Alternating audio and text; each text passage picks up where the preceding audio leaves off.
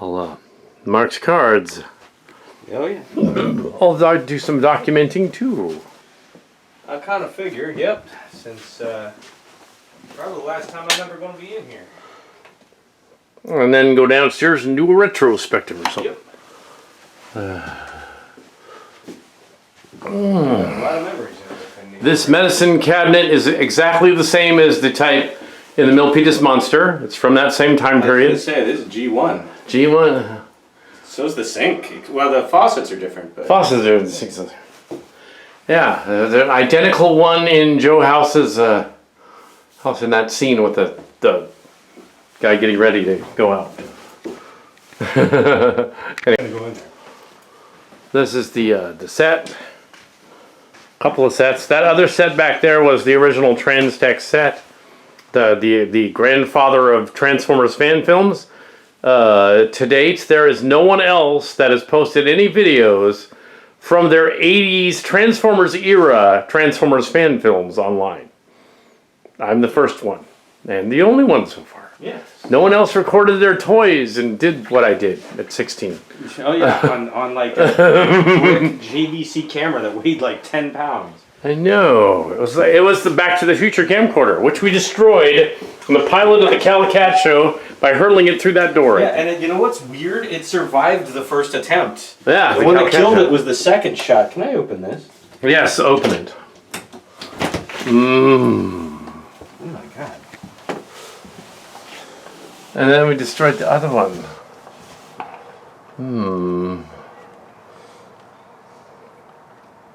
Just getting a couple of ambient shots of the outside here, since I'm probably never going to be out on this deck again. No, I think they're going to keep the deck, but they're taking up the I'm bricks. not gonna be, once you sell it, I'm not going to be walking in here. Like, you don't know me at all, but I'm going to come and visit you. oh yeah. This is the closet, essentially. So that's this closet, and then you have the picture with the sets in it put up over here. All the main sets are put away. Everything's put away. Yeah. Could do more ship model stuff, but I don't know if I will. I mean, I could, but I don't want to do any more like fan films in the 2.5 weeks left. Well, yeah, you'd have to build a whole set. And That'd be silly. Really fast. Yeah, and the ship models would be like, I could do the ship model reviews, I guess. Yeah, I I suppose. already did some of them, but just to do something that doesn't cost any money that way. You see? Yeah.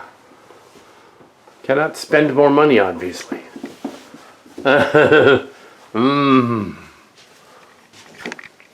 Maybe you can attempt to send me the footage you're filming through an airdrop to my phone or something.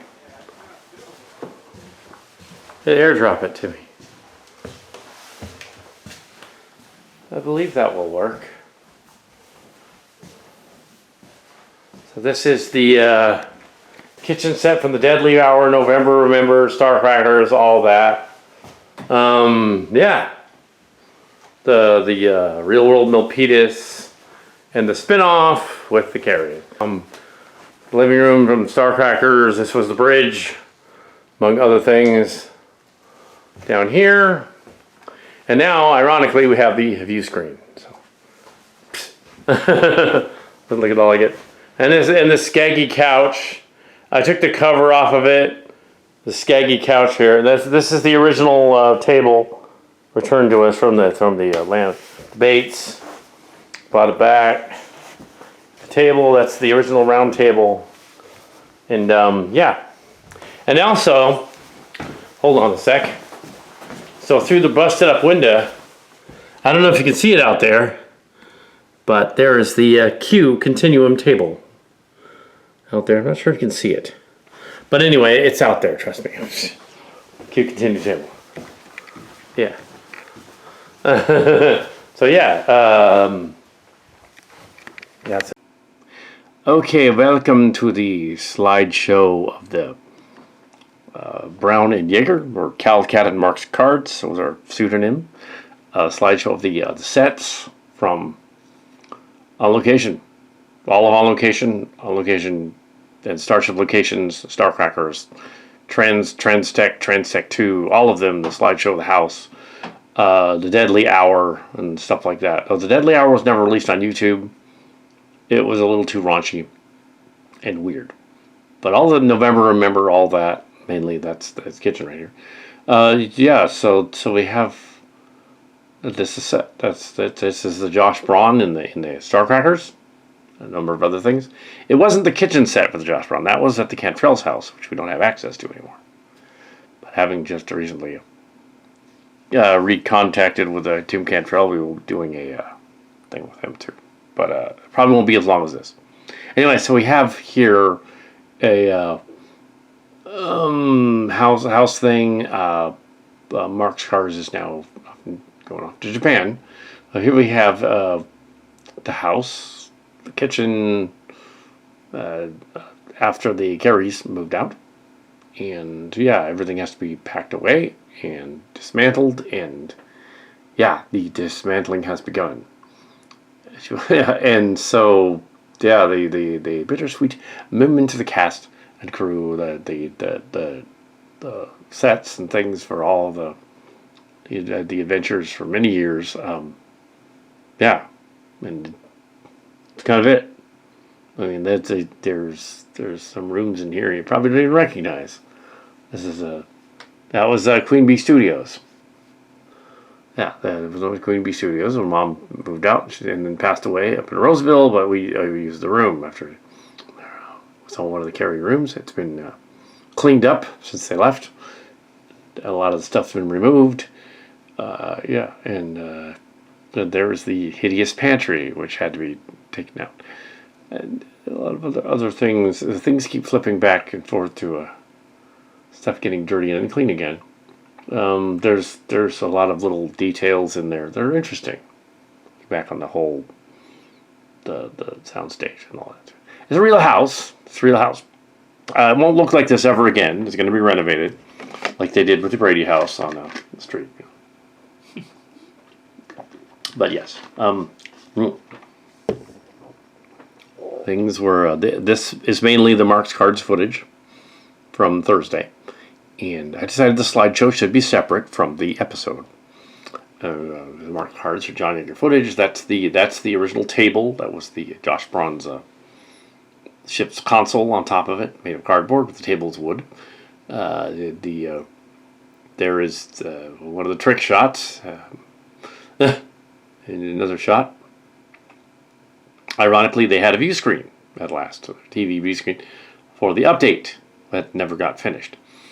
The Raxler update, it would have had the Officer Kerry, no relation to the rumors. Officer Kerry, he was going to be a captain in the update. But yeah, we never finished it. Raxler was going to come back and he's going to say, "Oh, I wasn't really killed," and we decided not to do that.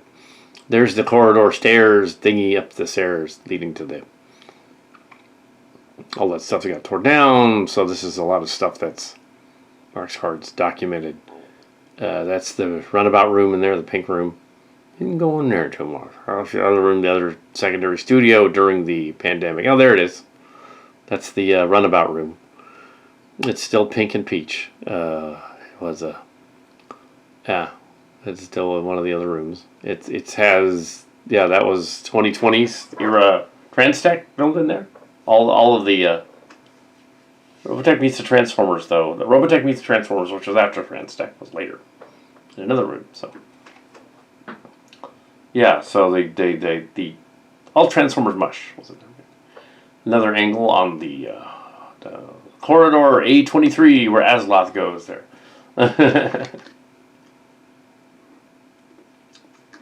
Well, the set design pieces and stuff, the overlay, it was a house, 60s era house, built in 1964. Yeah, that we used for the on location, which is kind of like the real world Milpitas. Oh, yeah. Here it is. The stages, studio, set, on up the stairs. No. To see all that. That is... It's just the studio. It's a current studio. No, Studio 1. Studio 1 and 2. It became 2 during Transtech 2. That's the studio, and that's all the. That's where the Magic of Starship Locations was made later on. So that's awesome to see that. There's the actual table set, which we have. Or that is going with me. Calcato set, table stuff. There's the writer's room next to it. It's in the same building. Yeah, so it's on the same it's on the same set. It's not even a writer's room is the set. Mr. Story was there. Tim was there. There during that series. Yeah, so we have. That's the other one. That's the other room and the sort of the closet. All the stuff. Ships and models of closets. Oh. Yeah. Just show other the bathroom. I don't know why. I guess because it was old. It was a bathroom from the '60s, and the Milpitas Monster is on the set. There's the bed. There's a bed in the bed. Some fans, Starfleet Academy fan trolls, were complaining that it was a mess on the set and that weird things were in the background. I said it's like a dorm. Yeah, it's a dormitory. It's like a dorm, so that's why it's messy. It's not half as messy as it was before. That is that is an era Milpitas Monster cabinet. Era specific accurate cabinet from the Milpitas Monster.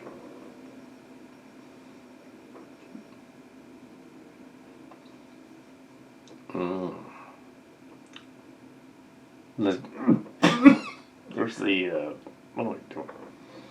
Okay.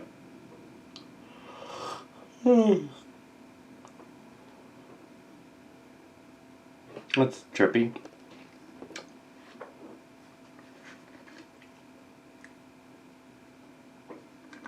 There is the rare shot of the trans tube actor set there, and Carta too. That's what it looks like now from the balcony. And behind the scenes, show you everything out there. Yeah, on the balcony. What's back? Going into the back door. The back door. Back door. The steps. The stairs weren't there during Carta 2. It was a different set of stairs. Stairs were built in 2001. 2001. April 2001. Finally. Yeah, so some other weird things. That Twilight there. But not Twilight on the Sea of Bones. That's Twilight. It's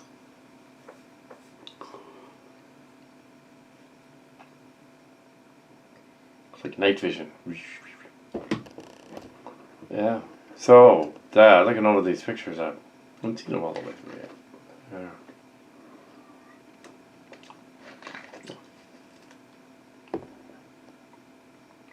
Oh, there's a Blair Witch parody angle there. Other things? Painted last year. Yeah, house. That's a new fence from last year. The old ratty fence fell down.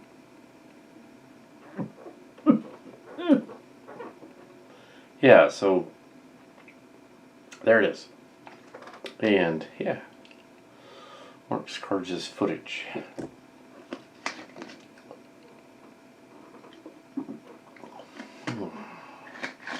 There's some remaining slate table from the old furniture. Backyard again.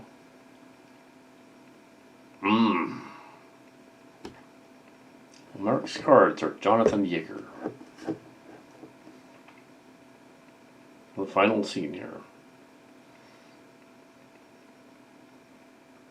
Thumb selfie.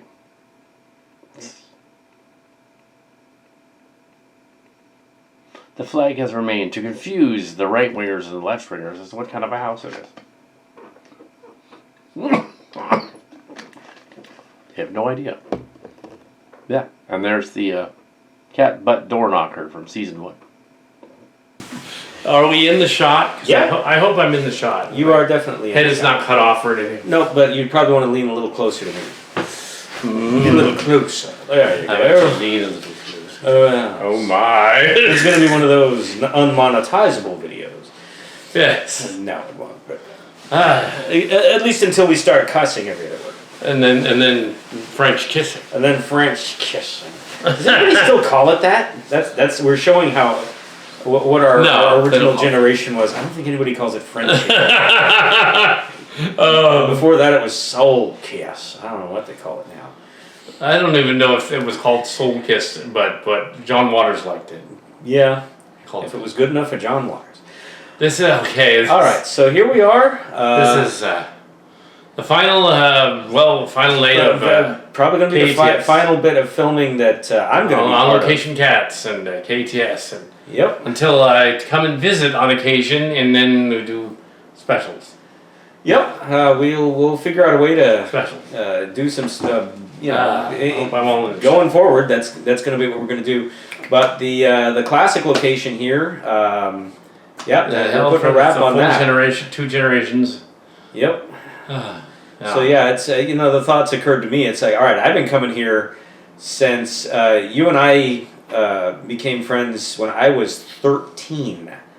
About 13 and a half. Junior high and high school. In junior high, we've got some early audio stuff where he brought like his cassette recorder, because back in the ancient times they had these things called cassette tapes, and you could, if you had the right kind of thing, it was like this big silver box with a speaker mic built into it. You put a tape in, hit record, and you could record your friends. Now your phone does that, but that kind of tech was undreamed of in our time. So he brought this to school, and there's recordings of us running around trying to do comedy skits with no script or really. We thought we were very funny. Yeah, well, honestly, some of our stuff some of the early stuff actually kind of was. Some of it accidentally, but my point Most of being the squeaky that voice, the earliest stuff, I can't even do the voice anymore. But I sounded like me on helium, just. That's how long we're talking about going back. So I've been coming to this place since I was like 13, 14. But you've been in this house pretty much your entire life. My entire life. So yeah. I was born in Mountain View and I was raised here. So Yep. that was my nephew Daniel, who was the Yep. yeah. If we're not going to do it, but if we were to pan over, that wall still has the height growth of Donovan and Dagny. Donovan and Dagny, who are Dan's kids. Dan's kids. Not mine. So anymore. again, this is telling you how much time has passed. So we have like well, what happened with you're probably wondering why there's a junior high or hanging around high schooler, but because you don't want to go to that. Well, but back in the day, it was school. it was a school for children with learning disabilities. So it included a primary side. It was called Pine Hill Schools off Union, Cambridge, near Branham, near a school called Valley Christian.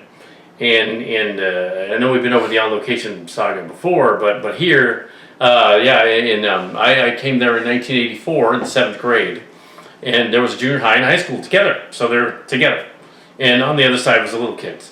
And yeah, so and it was one of those kind of schools. It came in 86. Yeah, it went all the way down to kindergarten, all the way up through high school, and it was kind of like sequestered off. Yeah. The little kids were on one side of the school, and with fences. Yeah, with fences, thankfully, and gates. So I was in junior high, and yeah, we met. I want to say it was like over a lunch, like school lunches, notorious. Back Well, in the actually, 80s. yeah. The earliest thing I remember is like there was like it was like the It might have been in the gym. 86. Yeah. The earliest thing I remember is September of 86, and I was what is that point? Let's see. I was probably a freshman at that point. You would have been just out of junior high. Just out of junior high at that point, because out of the SELF class, the social emotional learning function class, the SELF class. Yeah. And there was like, so I was in Steve Clark's class, and I was drawing stuff. I was drawing like doodles of Star Trek. Oh yeah, and Megatrons and crazy shit like awesome stuff. Crazy stuff. And I drew the saucer section of the Enterprise careening through space, blown apart, on fire, and then I was all like, I thought that was "Hey, the funniest just look! It's the Enterprise saucer section. It's decimated." Thus began the word decimated. Yeah, that's the origin story of why we put the word decimated in everything. That's why. Because I heard that and I just started laughing. You were laughing like 10 minutes. I couldn't stop. I had tears running down my face. It was the funniest thing. And then one of the other kids thought you were related to Chuck Yeager, and you didn't like that. I don't know why that would have bothered me. It's like the guy is actually the first guy to ever break the sound barrier. That's like, cool. You're not, but yeah. I had a lot of weird chips on my shoulder. Well, it was a school for people with various issues. Apparently, that was one of mine. Although I don't know why. And like I say, I am actually related to the guy, although super distantly. Yeah. Like, I'm sure he has no idea that our branch of the family exists. I had pervasive developmental disorders, mild cerebral palsy. They didn't know what the pervasive developmental disorder was. Yeah, and they didn't know what it was. They basically... They never asked you. They were still just saying, oh, this kid's high-strung, or... Yeah. You know, we'll give him sort of an ADD. So I have attention ADD. I don't have ADHD. I didn't get the hyper Fred Jim part. Buffkin had the hyper. He had the H part. Yeah. He was capital H. Yeah.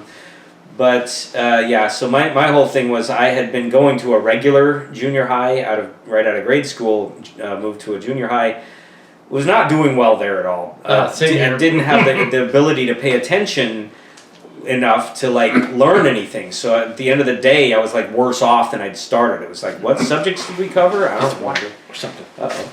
You want some? You got like an iced tea or something? I have hint waters and things. Oh, that'll do.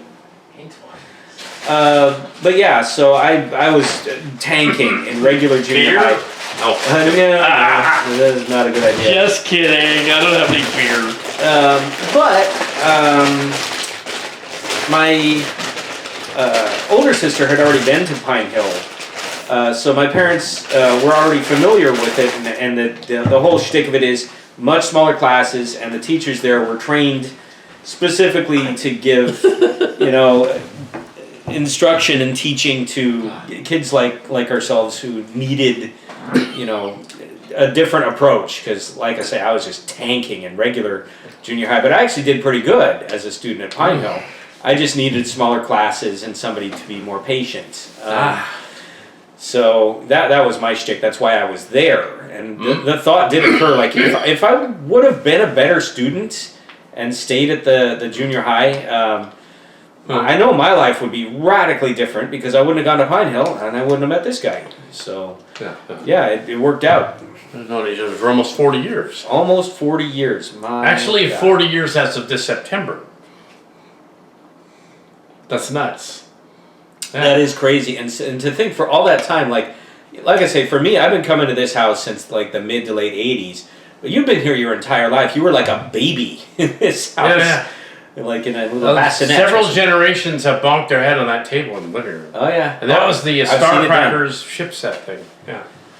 Yep. That's where a lot of pretty much all of our early stuff was either done here. We did one or two things that were more location stuff, and we did film at Tim's place.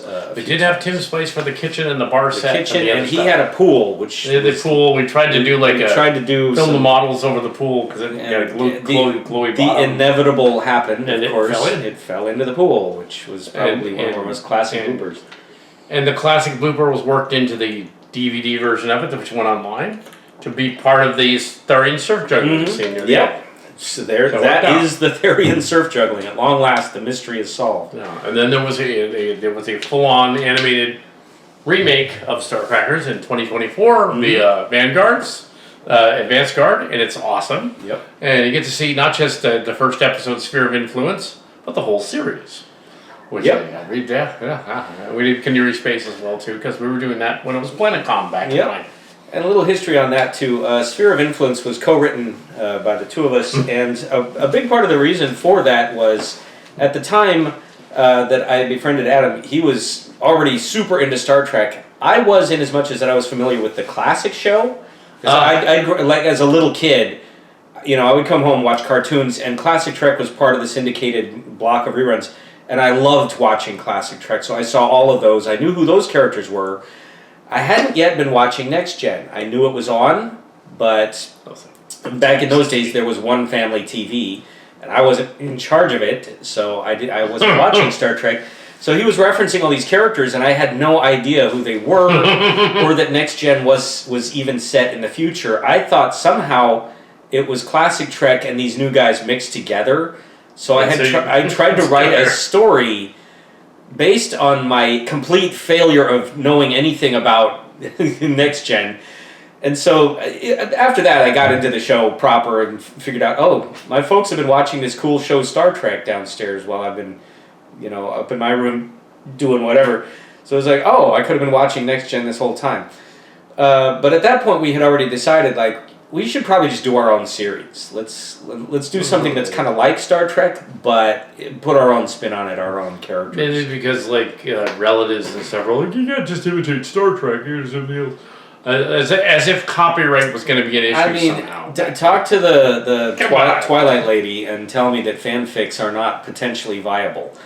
But in any case, at the time, and I think we just kind of felt like it was going to be more freeing if we just invented our own characters, our own ship, our own worlds, without being so beholden. It started out as Graham Cracker Chronicles. It started out as something called Graham Cracker Chronicles. I remember the ship Silly Fleet Academy was shaped like a giant graham cracker. It was kind of hexagonal and had I built them 5 saucer section bridges. Just like faux bridges. It was like kind of looked like a giant honeycomb breakfast cereal, but, which kind of fit with the theme because at that time, as you can tell from the title, it was pure comedy. Some of the later stuff started getting kind of like the way the Orville started off like a comedy and then it started getting more serious. Did I mess it up? No, I don't think so. But I could spill this all over the camera. But yeah, so we did. We started our own series, and Sphere of Influence was pretty much the first one out of the gate. And some of the imagery was born of this cool idea that I had that I didn't realize was essentially a Dyson sphere. Well, we didn't know what it was. I had no idea what a Dyson sphere was, so I just came up with that and thought that, oh wow, look at this cool idea. And then that kind of became the genesis of like, all right, you know what they're always doing in Star Trek is like, you have this weird Sophie's Choice of like, an impossible situation of two opposing sides, and then they have to find some kind of common ground. And so that was the central hook to that. That was actually a lot of fun to write. It was spoofing a number of things, and of course there's a long disconnect between the Pine Hill and Starcrackers, and that Starcrackers started in 1990-91. Yeah. And it was several years later. Oh, that was long after it was a little after it was after 86. I was in high school. At that point, I was no longer You were at Silver Creek. Yeah. Yeah, I was graduated, I was at Evergreen. Yeah, I did finally make it in regular school. Well, what happened to me back in the day is that what happened to me in the 7th grade is I had the unfortunate happenstance of having they decided that year that the 7th graders were stuck at Senate. I had transferred over to the school next door over to Senate. I should have been at Rancho. And the a-hole bully kids on the playground, they thought, oh, he's held back. He's supposed to be at Rancho. We're going to make fun of him mercilessly. And so they decided this. So they were going to guess like they even need an excuse to be assholes. Yeah, they're assholes. The problem was, of course, that the ringleader of these little psychopaths was the vice principal's son at the school. Funny how that always works out. So it's like, oh, my little darling didn't yell at you guys, and you just went after them, yourself. It's like, no, your little darling is an evil psychopath. He's going to grow up to be a serial killer. I don't know if he did, but no, but yeah, no idea whatever happened. I don't know what happened to him. Who cares? Honestly, it doesn't matter at this point. But it's like well, in the 5th or 6th grade there was, it wasn't the same thing as like earlier in the 5th or 6th grade there was a gang of bullies that my mother had chased all the way home. They were scared of her. They were scared of her, but she wasn't there at Senate. So anyway, but at Murphy she was there, and she said she traumatized the head bully. Oh yeah. For his entire life, and in the '90s, he was still like blah when he saw me. He freaked out. He thought my mother was going to show up and He beat his learned. ass. He learned. He ended up at Pine Hill with us. Of course he did. Yeah, he was at Pine Hill. Yeah. Yes, but we didn't have direct contact with him. I was going to say he left us alone. Like hung out with Jill Rossman, but I don't know why. He was like, why do I want to hang out with that guy? Anyway, for fun, I don't know. I don't know. I guess he was desperate for hard luck cases. I don't know. But the it was probably not mutual. It was probably that he was bored and he wanted someone to hang out with. I mean, who knows? I didn't even know the guy, so. David Winchell. Yeah. The other David. Anyway, so yeah, there was but yeah, he wasn't there very long. And there was the head bully there, Jamie, who inspired some of our characters in the story. But in any case, fortunately, like a lot of that stuff, we've thankfully left in our past. Yes. But well, it's like back in the day, my sister said, when you go into this new school, Pine Hill, find the biggest dude and the crazy dude, and the stoner, and the sort of mousy, quiet one, and form a little clique, have a little group, like she did. It wasn't quite that specific. She basically said, find the biggest guy and be his friend. So, and the other ones too. And the other ones. He's the mousy guy that wasn't. I was going to say, I certainly wasn't the stoner. I was a quiet guy. I was the quiet, weird one sitting in the back of the room reading there was one of those. So yeah. One of them. I think Henry kind of was too, but he was a little more outgoing. He was more outgoing than I was, for sure. And Mike Van Dam was just an odd little boy. He was the crazy one. He was crazy. He was nuts. Jim Buffkin was nuts too. Jim Buffkin, yeah, he was inspiration for some of our characters. Yeah. I mean, he was actually in some of our early movies. Yeah, he's in Starcrackers. He couldn't act at all, but he was good with the camera. Good with the camera. We let him do the camera work. Yeah, he was focused enough to he kept ADHD, but he was able to keep it sort of like everybody in frame and all better than I was, because it's not that I couldn't, it's that I had these buck nutty notions of like what directing was. I thought I was doing some art house shit, so I was like, I'm gonna film the floor to start with and then pan over up to slowly, and it's just like, yeah, okay, you can do that with the camera, but if there's no reason to do it, you probably shouldn't.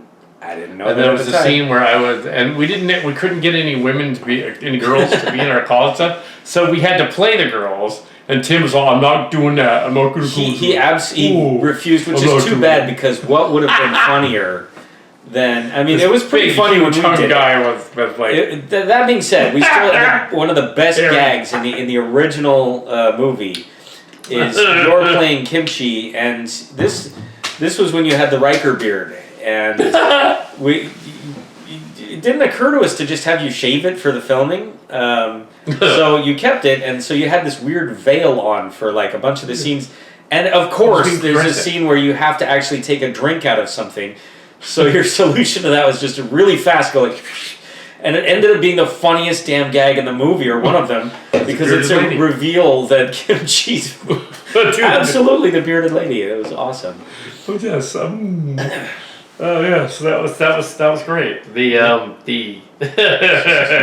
There were some strange gags on them, and the scene where I threw up the drink out of the cube, yeah, and you cut the camera. I mean, it's still like half of the bloopers in there, but for some reason I was just so adamant that it's like, no, that's not correct.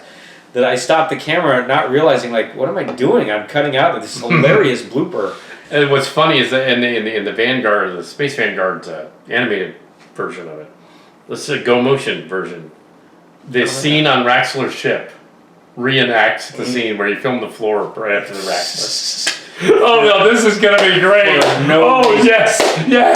For absolutely no damn reason. And the barf scene is in it. Yes, as it was always meant to be. Are you sure you can handle this, Missy? And she goes, yeah, and she like, so a little backstory on that gag.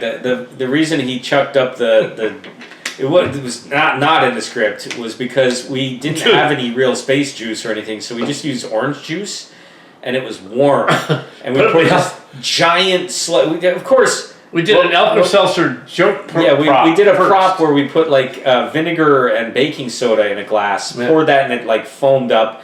then cut back and it's Still orange tasty. juice.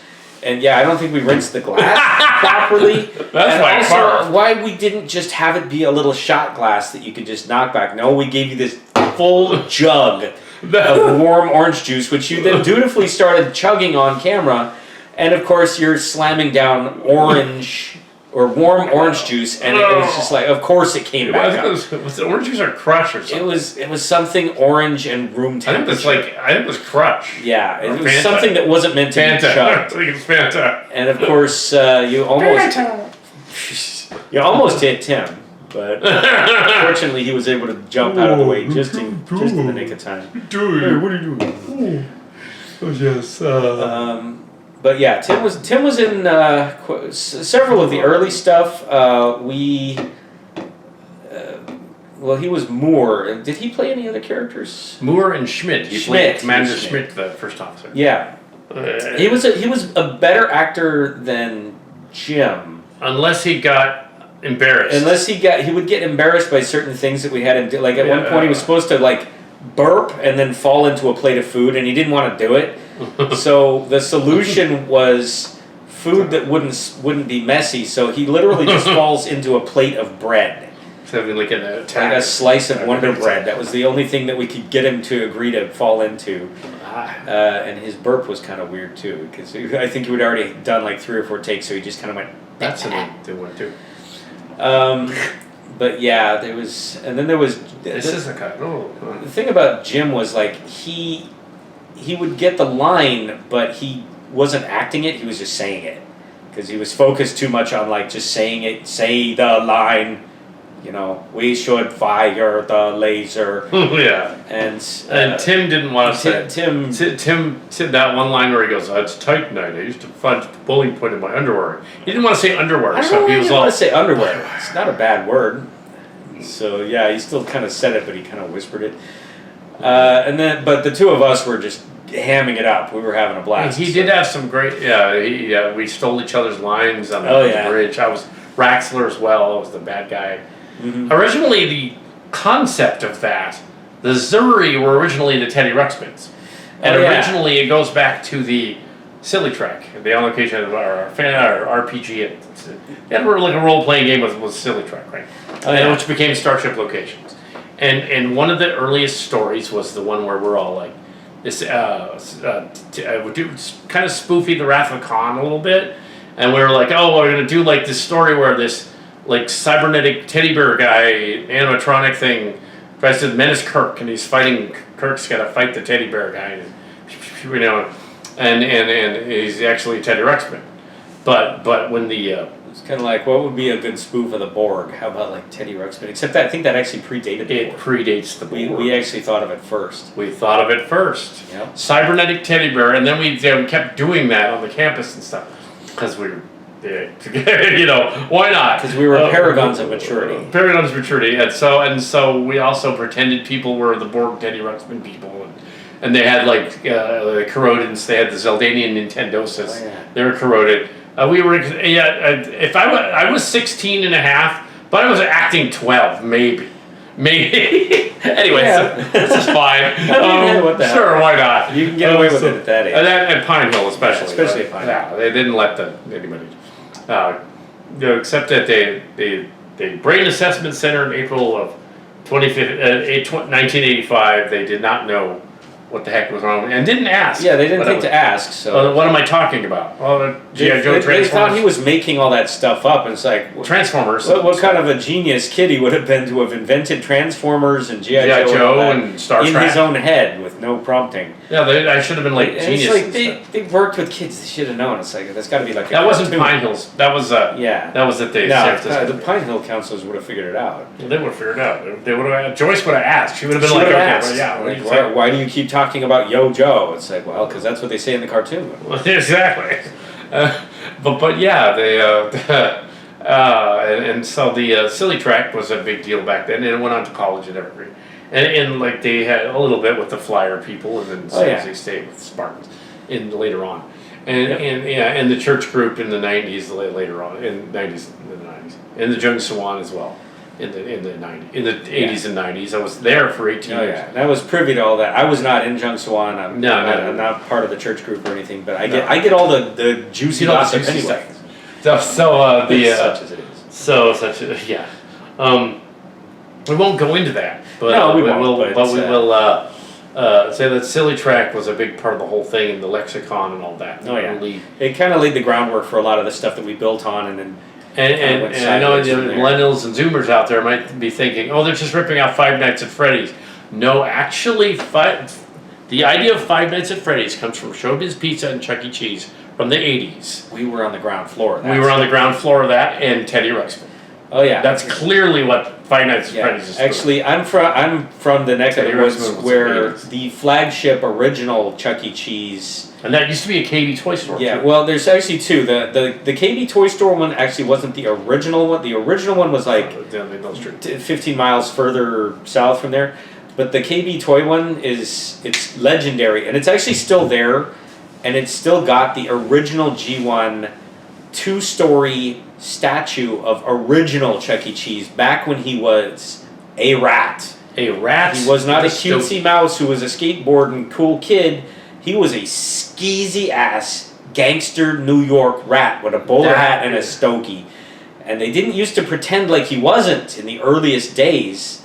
Showbiz Pizza, Chuck E. Cheese merged. Yeah, at one time they merged because they were sort of competing concept. It was like the same concept. Showbiz Pizza had the bear. Yeah, And Showbiz Chuck E. Pizza. Cheese had the. There was also the Rockafire. That was Showbiz Pizza. Was that Showbiz Pizza or I That was the Rockafire Band. Yep. What's the other one I was thinking of? Well, they had. I thought that Chuck E. Cheese had the other group. They were. Well, they did. They had a version. Oh, you know what? I'm thinking of like Pizza and Pipes, which that wasn't an animatronic thing. But Rockafire, I thought was a Showbiz. Yeah, Rockafire was Showbiz Pizza, and so Yeah, it was the- the same exact Yes. idea. Because that kind of tech came out of like the 60s and 70s. Yeah, kind of ripping off Disney. It little bit. It was the same Disney exact tech. animatronics. But yeah, the animatronics, evil animatronics, that shit, we were on the ground floor of that. Oh yeah, and that's where My sister worked at the Milpitas Chuck E. Cheese when some of the games were messed up one night. Oh yeah, and the animatronics would glitch out. And we were like, and I was playing that skee ball game, you toss the ball thing. Oh yeah, and once you And it was figure out broken, and the tickets were just spitting out of it like, constantly. Yeah, take those and get like your 10,000 tickets will get you a Garfield pencil topper. Ooh. I had 10,000 that night. They always had like the top tier It was prizes broken. that like nobody ever actually got. Like you could get a Nintendo. All you need is like 500,000 tickets. It's You'll like, never get that. By the time you've got 500,000 tickets, They closed you've the Chuck E. spent Cheese. probably $10,000 on skee ball, and then the Nintendo isn't even current anyway. Or the one that they give you, There's take a- it home and it's like a bootleg or There's a something. YouTuber, Let's Game It Out with Josh, the guy named Josh. Oh yeah. And he did one where it's a roller coaster tycoon parody kind of thing, where he builds a giant skee ball machine to launch the people from the coaster car into the skee ball machine. Yep. It's hilarious, but it's all animated. And if you've seen the movie Action Park, there's probably people who would volunteer to do that. Action Park, yes. Yeah, the But- Johnny Knoxville movie. Yeah, which was based on a real Place, yeah. place called Action Park. Yeah, it was an insane The lawsuits were legendary. But if you tell people you might die on this, there's going to be 50 people going, I'll do it. That's human nature. But yeah, so. But in any case, yeah. But yeah, to get back to it, we included, and we would include the names of people we knew in our stories because we just stole them. We just couldn't think of we names. we just decided, Steve Clark, he was our teacher a couple of years, so let's just include him as the captain. We did finally figure out, it's like, one, we don't really have permission to use these people's actual he'll be names. Strawberry. So we'll take these names and sort of modify them and mess with them. It's just the respectful thing to do is like, all right. Jason Strawberry is Strawberry, the metal shot. It's a metal shot. It's Jason Strawberry from Pino. Yeah. And Allison Rossman, Jill Rossman and Allison King. Jill and Rossman, Not necessarily meant to be disrespectful. We just couldn't think of names. It was just using other people's names. I actually stole one kid's name for a just horrible werewolf story that I wrote. He probably would have digged that, actually. He probably would have thought it was funny. The thing is, it wasn't supposed to be him. I just stole his name because I couldn't think of one. It's a cool. I thought it was a cool werewolf sounding name. And actually, another franchise stole that from you. Oh, that's right. Fast and the Furious. Yep. There, Mr. Toretto, Dominic Toretto's right there. It's like, oh my god, really? A franchise we really don't. Somehow Vin Diesel got a hold of an unpublished story that I hand wrote on unlined paper in the early 80s or the mid 80s. Probably what happened is they saw some of our videos and they were like, that sounds like a cool name. Let's just use that. It was mentioned many times. Either that or they just thought it was a badass sounding name. That's why I stole it. Yeah, that's a cool sounding name. But, of course, that was about restart. Unless in the final movie he turns out to be a werewolf, in which case then I'll believe that they ripped me off somehow. Well, werewolves, that's like that Twilight. Man. That's the one thing they haven't done yet. They've been to space, I called that, so what's left? You literally called that was bizarre. You were like, what, are they going to go to space in this next one? And then I watched the movie and I said, and then next Thursday I said, John, guess what? They went to space. they had to. What else?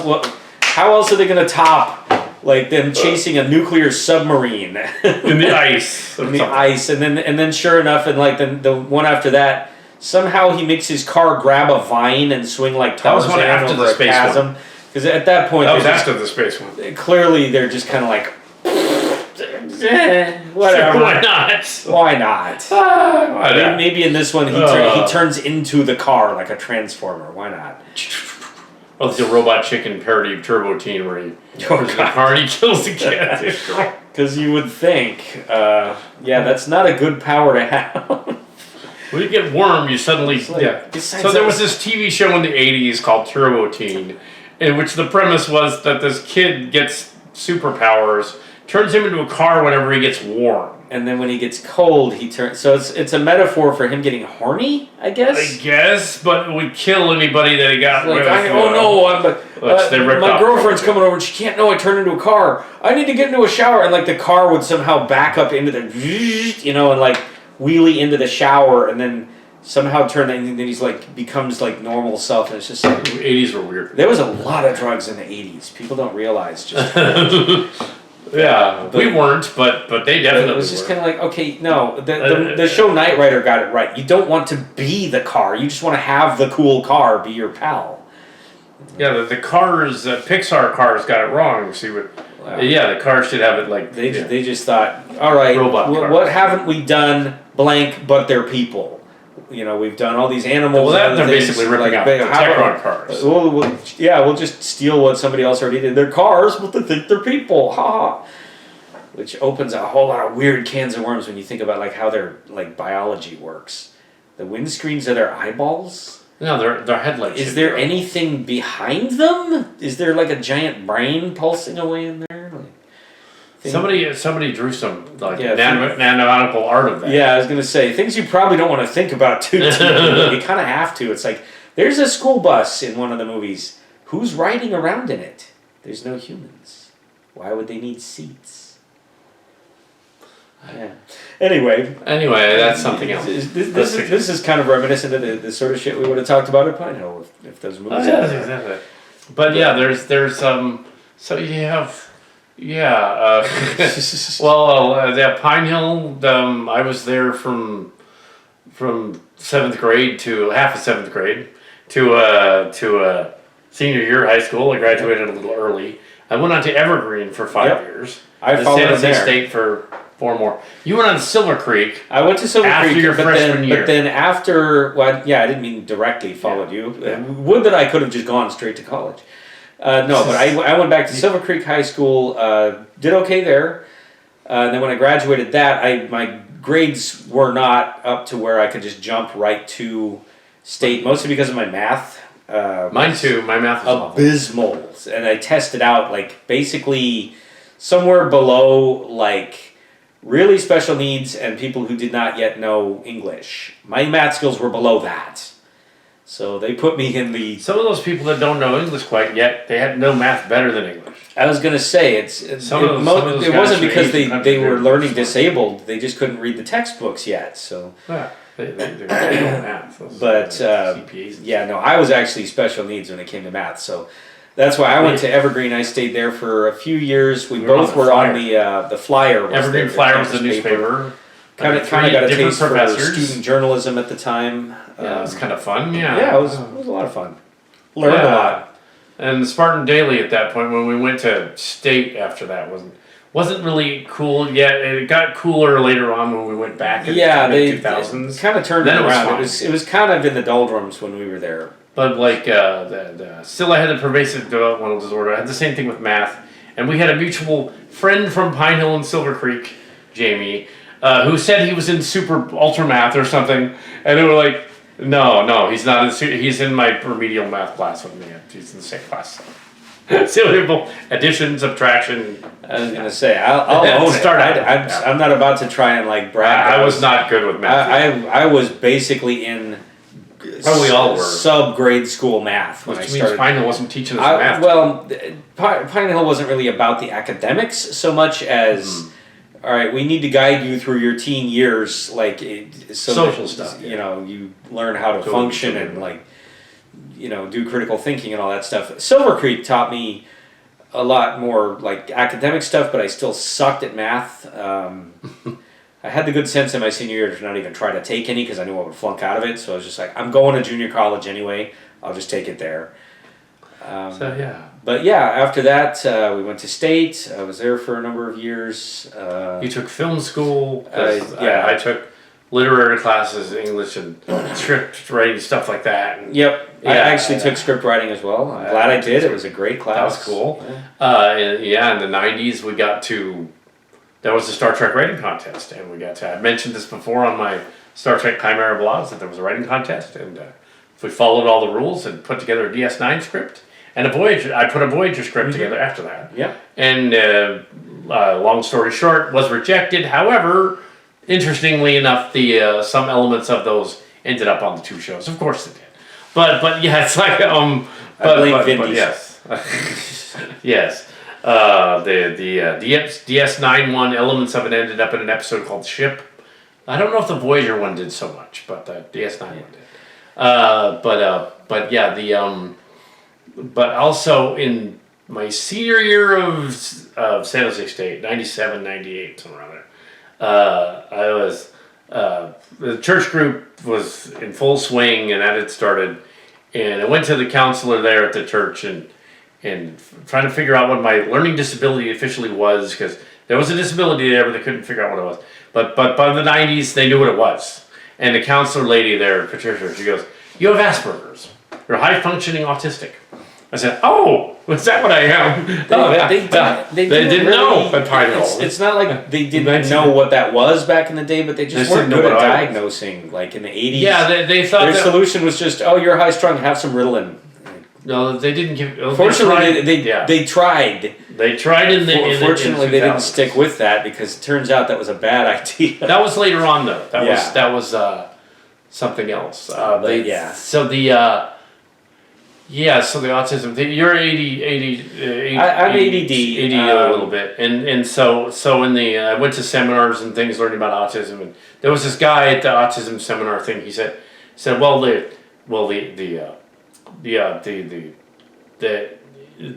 it's like a forest in the trees, and the autistic kid is counting all the bark on the tree. The ADD kid is lost in the forest and is wandering around. Oh yeah, I would like stop and like stare at a tree and start thinking about something else, and then be like, I should think about something having absolutely nothing to do with trees, and just wander over here, and he would be like cataloging the trees in exhaustive detail. So we watched movies. We kind of compliment each love other. The movies things, We do the movie plots and things. Mm-hmm. You would figure out stuff in the plot that made sense or whatever. And I would figure out the whole arc of the story, where everything goes. I'd be like, okay, there's an incorrect phone in there. There's an incorrect right, or like this star system can't be this one because it's not the right distance and. I'm moony eyed, just like but what if when they get there something really like metaphorical happens and even recently, I got into a discussion about the Three Body Problem show, which I hadn't seen, but I read enough about the book and the show that I knew that the Trisolarians in the story were allegedly from Alpha Centauri. And I said that author should have done his homework. Alpha Centauri is our closest star system. We know a lot about Alpha Centauri. We know that it's not the Three Body Problem.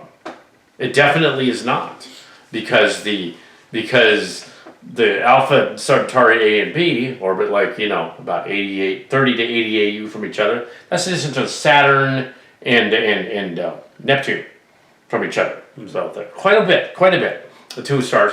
But Proxima doesn't orbit them. It orbits both of them over 550 AU around those stars. So it's way, way out there. So they don't touch. There could be inhabited planets.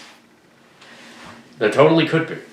And they'd be perfectly safe and I'm going to take his word for it, because I don't know. there could be. But yeah, it's this is a good illustration of it. Like, I'm thinking about, like, I wonder if they named it that just because they thought it sounded cool. They called it the Trisolarians. They weren't thinking cool. Yeah. They were thinking silly Trek. Which is fine if we wanted to make it silly, but they're trying to make it serious. That's the trouble with some of these newer shows. I guess it's a successful show. I haven't seen it, but yeah, I mean that's fine if it's silly Trek. It's like what I was saying about the current show. That some people are complaining about how the current the new Star Treks are. You have the Strange New Worlds where the crew acts like they're cadets, and so they decided, let's have a new show called Starfleet Academy where they are cadets. Well, that makes a little more sense. So I kind of give it a little bit of a pass there because, they're actually supposed to be cadets. Yeah. So they can act It makes more sense than like in the Abrams one where they're like still essentially in the academy. Yeah, but by the end of the movie, they're in charge of the ship permanently. They're just like, you're just the captain now. It's like, he really shouldn't. Really shouldn't have been. No, well, the Stranger Worlds kind of reboot. There is a scene from that. That's another connection that I've mentioned before, but I mentioned here. There's another connection in J.J. Abrams' Star Trek 2009.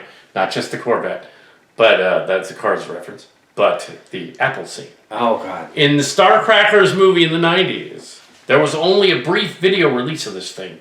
Only the half an hour of it. Only at Jung Swan. And nowhere else that I know of. I don't think anybody else ever watched it. It's on the Apple scene. And I don't think J.J. Abrams was at Jung Swan. Pretty sure he wasn't. Pretty sure he wasn't. I don't think it showed at Evergreen. But for some reason, that Apple scene that he did, pulled the apple out of his backpack and ate and bit on it. I tossed it up in the air and caught it, and then I bit it. And it appeared on Next Generation a week later. Literally a week on later. Star Trek a week later. It hadn't been finished yet. The movie wasn't finished yet. But then it's in the J.J. Abrams 2009 movie. Decades later. There's been like a few examples of them. And it was a cue with the tennis ball. They've done the tossing an apple and then biting it thing. I think it happened in Star Trek 2, come to think of it. Well, you probably kind of got it from Star Trek 2. I didn't, though. I ad-libbed it because I needed to do something for that shot. But maybe that's where Abrams thought he was going. I'd probably. But it's uncanny in Star Trek 09. He does exactly what you did in 1992. The same like physical. It's like it was put them side by side. It was kind of weird. And it's like, wow, here's a. Let's see, 1992. You would have been roughly 17, 18. In 92, I would have been 18. 18, and you would have been tossing the apple. Yeah. And then it's like. So some of the Abrams movie, it's like it's in there in the movie, and it was the month after Dad died. So my half brother was visiting. It was for the wake and all that. The same week as the wake, the movie came out, and they had like the my brother gets up and he sits down. I don't want to sit next to you. You're having too much fun watching it. It was funny, but that scene with it, I was like, oh my, wow, okay, we are so connected to Star Trek that. They're doing gags from the 90s in the 2009 movie. Yeah, you could chalk it up to like great minds think alike, I guess. I don't know. Yeah, we thought of the Teddy Ruxpin Borg people. Yeah. And that's also a lexiconic thing if you look up weird fan film crossovers and stuff. And you look up the Iliop Adventure, there's two different versions of that where the Iliop, that's the Teddy Ruxpin planet. There's a Next Gen one, and there's a original Star Trek one. The fans go, well, where did that come from? That came from us. That absolutely came from us. Somebody else may cribbed it. And also, the Picard LaForge stuff, that came from us. Yeah, well, to be fair, there was other ones. There was plenty of that going There was KS, but... Oh, yeah, I mean, but pretty Picard much pairing with any LaForge. pairing that you could think of, That was a little different. Somebody else probably beat you to the punch.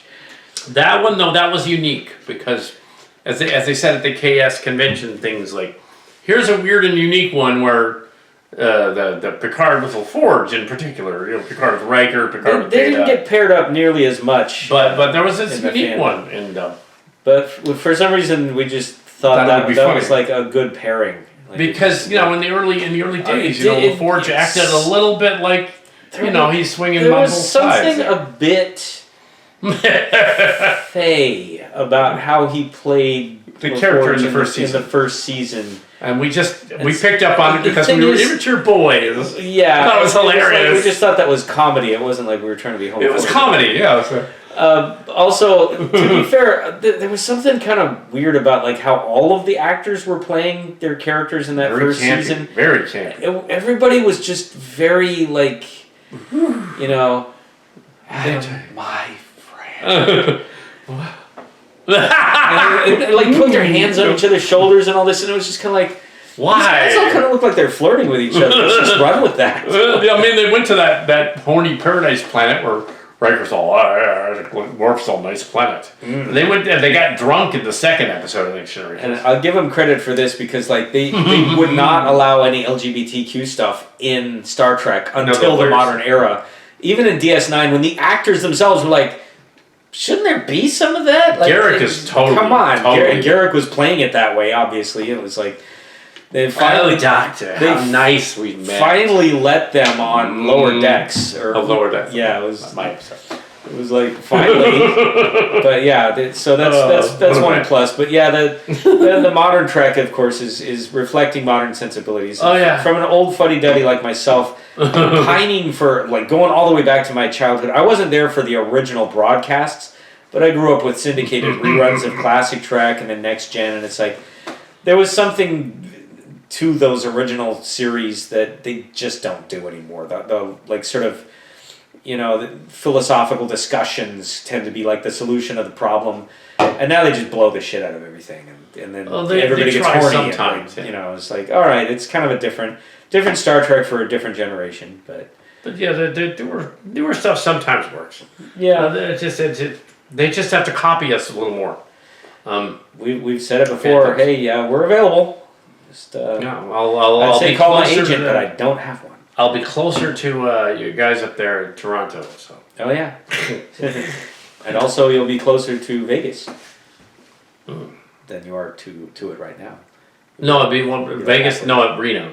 Oh, Reno. Excuse me, not Vegas. Vegas. You'll be you'll be able Reno. to. You'll just be like 2 hours away from the casinos. That isn't good. You can take up gambling and card sharking. Yeah, and then like.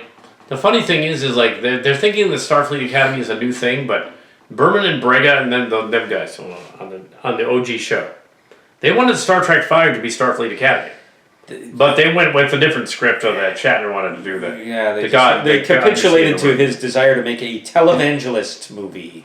Yeah, An evil Vulcan televangelist takes over the ship. It's kind of like, well, if you want to let Mad Libs write your script. It's basically Silly Trek. So we knocked parts of it, but it was Silly Trek.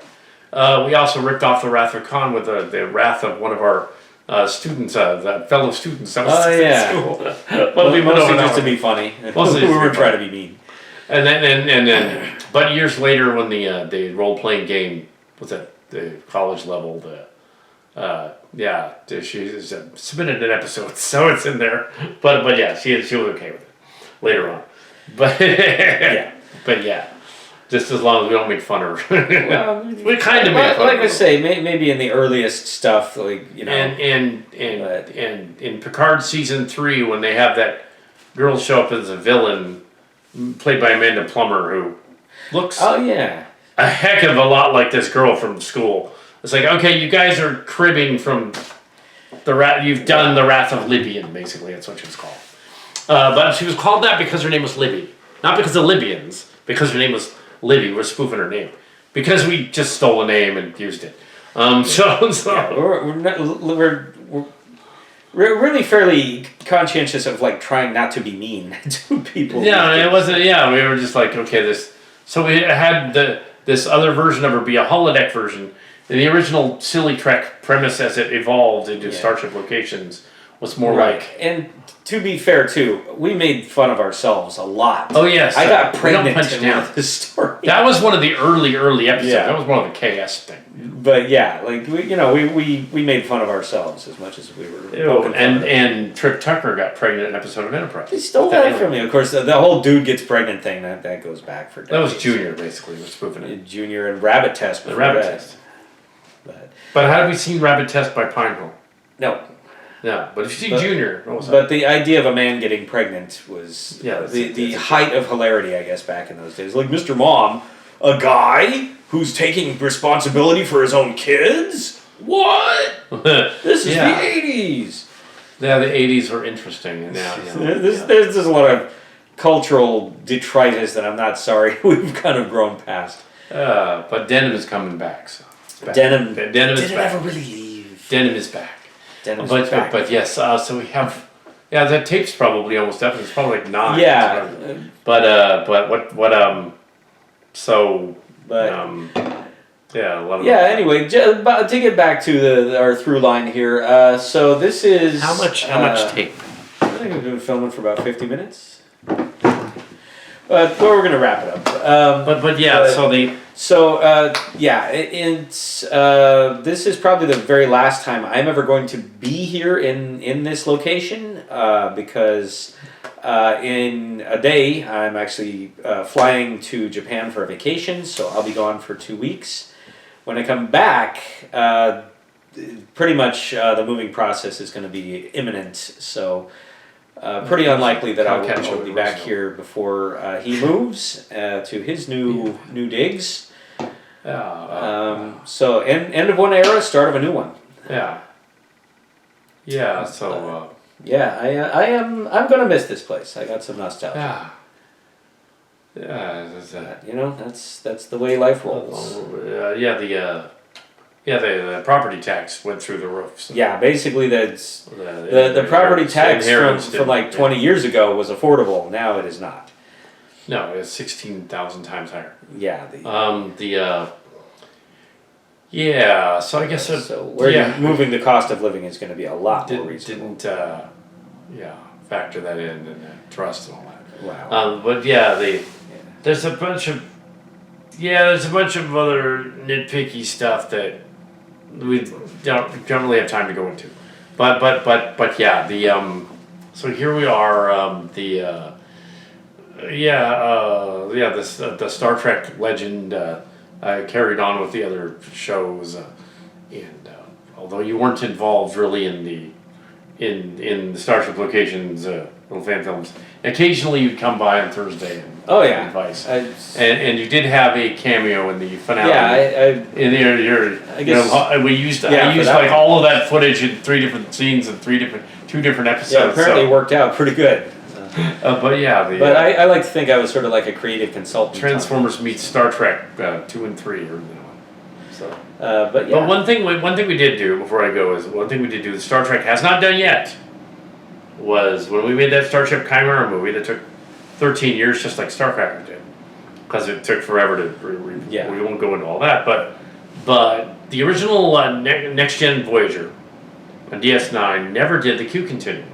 They never did a Q story. At least not really properly. Not really properly. It was like a dumb cornfield. They made it. It's like, we can't actually do those kinds of effects on our budget. So they could have. They could have tried, but then they were like, it'll be cooler if it's a metaphor. And it's like, no, it's not cool if it's a metaphor.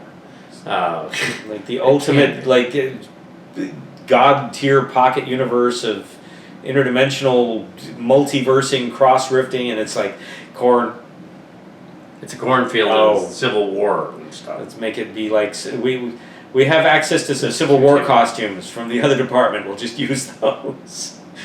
So we decided, you know what? With essentially no budget, let's actually go there. Let's do the continuum. That was one of the main premises of doing the Starship Chimera movie, which came out in 2019. We're going to show the Q continuum. Picard and crew continue from Nemesis. Data wasn't in it, you notice. He comes in later when the Picard show started. We put him back in, but Data wasn't in it, and we did the set up the lights and everything, and did the stuff. You weren't there for the filming of the continuum. I wasn't. Part. So my niece Sarah was the and Philip helped with the set design and that kind of stuff. Well, it lit up the Yeah, I couldn't be there for the actual filming of the continuum, but I did. It was very cool. Co-direct quite a bit of the early. And then because the first 40 minutes of the movie, it almost got lost, but it was on another disc, and and because I left it on her lap, I left a copy of it on the laptop. It was almost lost, fortunately. And then there was a disc, and the last half an hour. Mainly, you had to phone in your lines later on. We did them in post. Literally phoned them in. I mean, not that I wasn't trying, but you weren't available. Was for not whatever reason. Available. There was some reason I couldn't be here on set for the last few days of that. Yeah, I think honestly it was because you were looking to wrap it up, and I just wasn't there. Like you were like, I'm filming it now. I need your lines now. So I was like, okay, well, we'll just. Do them because it had been 12 and a half years, and I figured let's get it done before and we got it done 45th anniversary. So the cool thing about that was having Brian Story, the bit actor, we guest actor who had been in some bit parts and stuff in TV movies and stuff. And what was fun is that this past year he was involved as a consultant on the final season Legacy. So he was he was involved from roughly the fall to the end of the season, off and on through phone, text messages and stuff on the set of our little animated fan film for a little over a year, I would say, off and on, but mostly the last 3 or 4 months he was involved. So that's awesome. So we had him come back to be able to. And it always comes back around. We kind of have our cadre of collaborators and miscreants. Yeah, still couldn't get any official women to be in our show, so it's not a big thing. Probably never will, and honestly, isn't it funnier that we don't? I mean,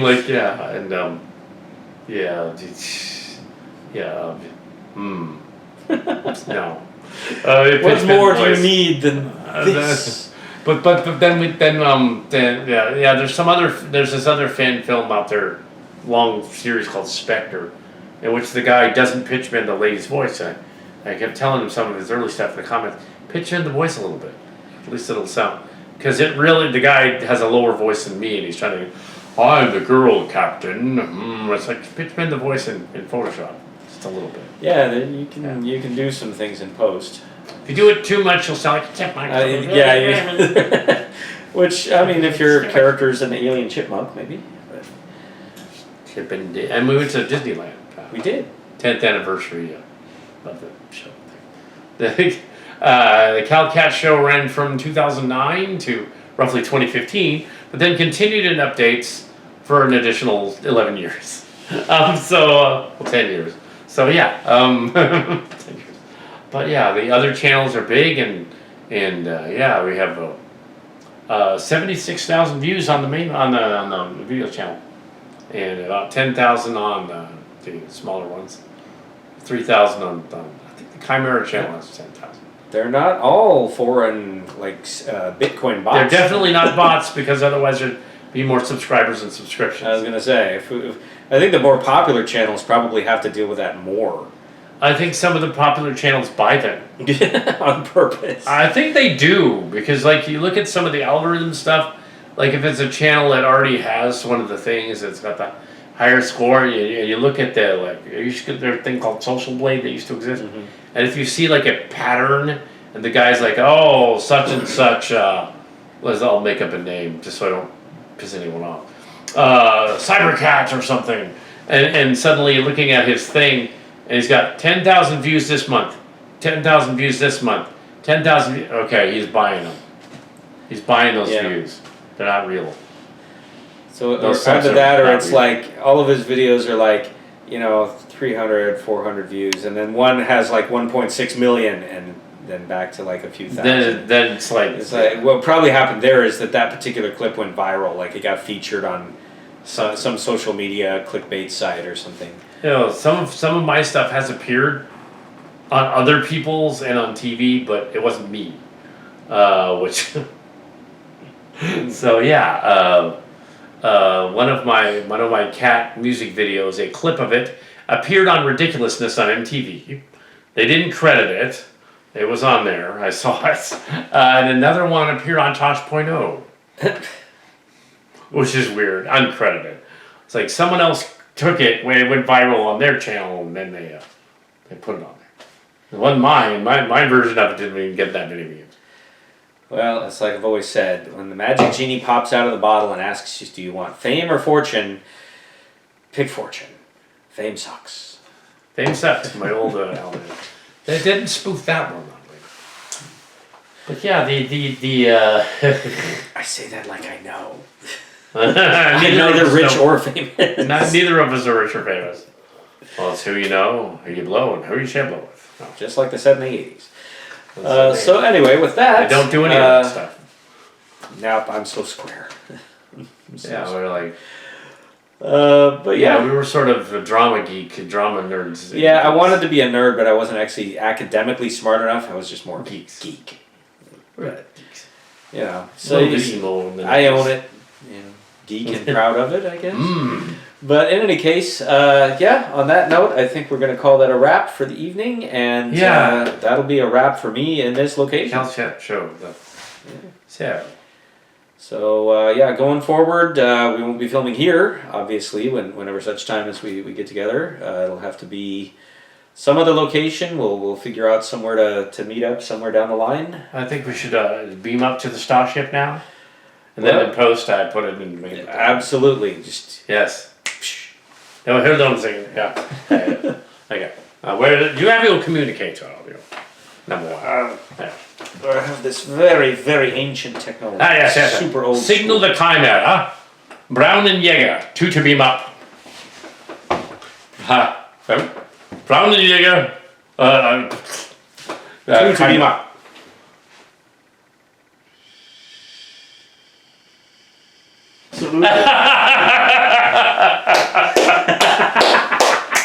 That's how we do it. That's how we do it.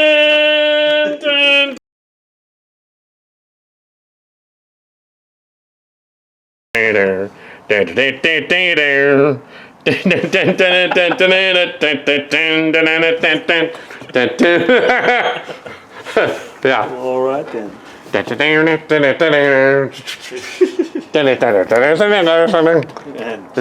Not Cindy Brady though.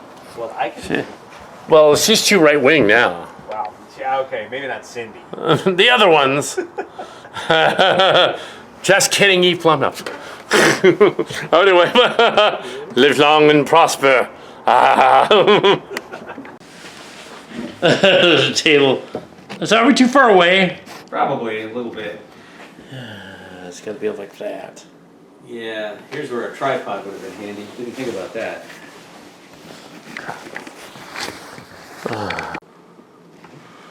Yeah. So if you sit here, then we're both in frame. So I'm over there. Yeah, you're gonna want to be here where my hand is. Well, we could do it like in those Star Trek movies, and I look off to the side, like, I am the new the stuff? captain. You can't even see my fucking face. I've never Fuck been you. more angry in my life. The rage is filling me. Bella, that's like 25 years ago. Well, 20 years ago. Action. Anyway. Now we get up, walk away, and they put their effect in later. Oh, and this is the Dan and Cal Cat footage. Dan Brown, the executive producer show, coming in there and he's taking the pictures and doing the walk through and stuff. But yeah, Doing a millennial angled, ugly, not doing portrait instead of landscape. Ruining every shot that he's doing in there. Yeah, but oh well, that's his version of it. So we have get to see things.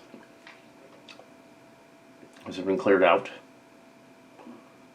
on the set during the day?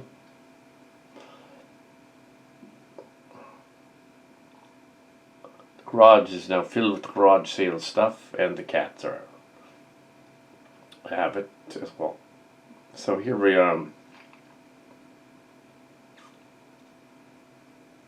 mention the chairs. Yeah, I moved the chairs and I brought the giant boxes down. So they've been moved. I also cleared out some of that stuff. Let's see. But I'm not going to do an update of that necessarily. Anyway, so this is from this morning. These two little tiny pictures. This morning. Alright, so that is the end of this slideshow. And, yeah, background stuff. Yeah, that's all.